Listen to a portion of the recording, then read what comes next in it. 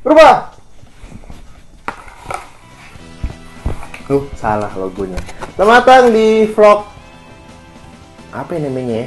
Kan gue nggak di mobil, di kamar. Vlomar, vlogcam. Karena kan ngomongin Bima. Jadi Bima, vlog Bima. Ya, bodoh ah. Kali ini gue akan membahas tentang episode kedua dari Bima Satria Garuda. Overall it's a good episode. Banyak improvement dari Bima Satria Garuda yang ini daripada episode pertama tuh. Tapi banyak masih ada juga minusnya. Kita bahas minusnya dulu ya. Jadi minusnya pertama adalah sound dan efeknya itu. Sound pertama sih, sound di dialog awal Rasputin dan Mikhail itu terlihat ngegrumble. Jadi ngegrumble itu apa? Kayak gibberish gitu. Jadi orang, gue sih tadi nggak denger gitu apa dialog ininya, dialog pastinya gitu. Jadi kayak meraba-raba. Terus sound effect dari pukulan dan jurus-jurus Bima maupun kobantannya maupun si topeng besi masih a little bit out of place dan nggak kerasa masif gitu. Jadi kalau si kobantan nyambet pakai tombaknya atau Bima mukul tuh nggak kelihatan sakit. Oh, sekarang yang di episode pertama itu kan kalau dipukul nggak ada efek apa-apa. Sekarang udah ada percikan-percikan api dan asap-asap gitu, itu keren. Terus mungkin ada yang nanya-nanya kenapa waktu dialog Mikhail dan Ray itu selalu di awan-awan gitu.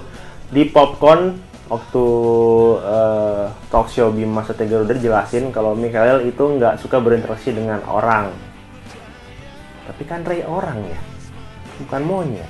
Nggak masalah sih, cuma agak mengganggu. Kalau gue agak mengganggu aja tiap dia berinteraksi dengan Mikhail tuh selalu di atas gitu ya. Kenapa nggak Mikhailnya turun dan nyamar jadi siapa gitu? Oh, topeng besi kenapa abis pose muter-muter gitu ya? Penari balet atau gimana maksudnya? Penempatan iklan udah lebih baik daripada episode pertama, tapi masih agak membuat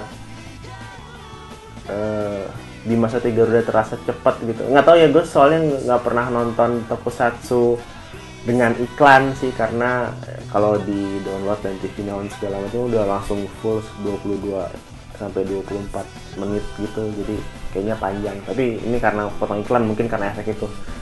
It's okay, udah lebih bagus pemotongannya. Plusnya banyak, elemen-elemen tokusatsu 101 di sini udah keluar gitu. Jadi pertama, untungnya setiap kali Bima berubah itu nggak pakai scene yang sama gitu. Jadi berubah di tempat, ada satu scene itu tadi itu berubah di tempat gitu, jadi keren. Terus waktu lawan topeng besi, dia seperti tokusatsu layaknya tiba-tiba pindah ke lereng gunung, itu keren. Terus bagus, akhirnya kita bisa melihat Helios itu pedangnya Bima. Kita bisa melihat Bima jurusnya kayak gimana, keluar Garuda ternyata dari si changernya itu. Ceritanya udah mulai kebentuk.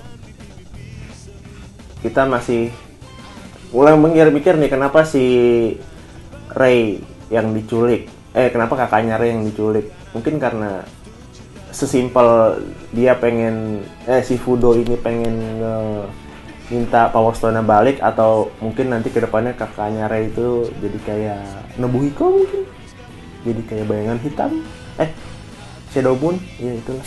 Akhirnya kita bisa melihat Helios itu pedangnya Bima. Kita bisa melihat Bima jurusnya kayak gimana, keluar Garuda ternyata dari si changernya itu.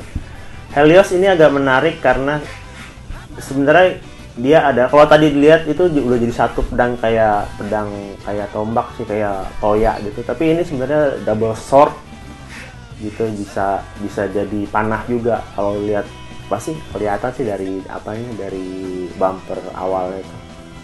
Bumpernya awalnya kayak pengenalan kru dan cast juga udah lebih bagus.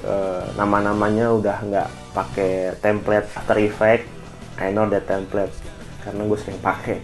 Jadi sekarang udah 3D gitu. Overall episode ini jauh lebih baik daripada episode pertama. Kalau misalnya lo suka atau enggak, atau mau komen apapun tentang episode 2, lo bisa komen di bawah.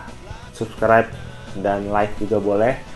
Dan lo harus ngelihat counter review dari dua Min-kun otaku tamu lainnya. Ada Min-chan sama Min-kun, nanti akan bikin vlog sendiri ngomongin tentang Bima Hita udah episode 2 juga. Itu aja sih. Sampai jumpa di vlog selanjutnya, entah di mana. Kayaknya di mobil lagi.